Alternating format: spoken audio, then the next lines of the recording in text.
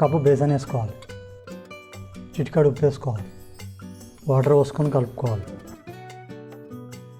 ఇట్లా గడ్డలు లేకుండా సాఫ్ట్గా కలుపుకోవాలి. బూందీ చేసుకోవడానికి ఇటువంటి కవర్ ఒకటి తీసుకోండి, దీంట్లో వేసుకోవాలి.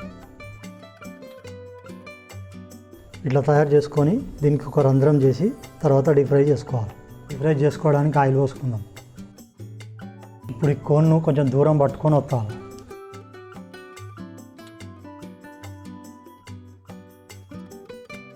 ఇది ఫ్రై అయింది, ఇప్పుడు తీసేసుకోవాలి. చూసారా ఎంత సన్నగా వచ్చిందో? ఇట్లే చేసుకోండి మీరు కూడా.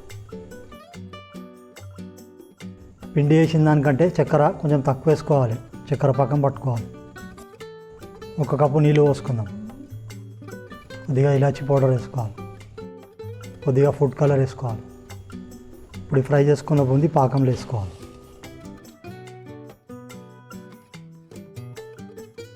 ఉడకడానికి కొద్దిగా నీళ్ళు పోసుకోవాలి.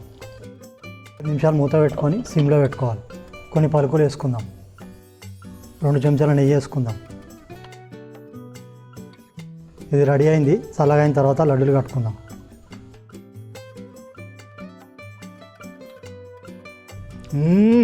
సూపర్.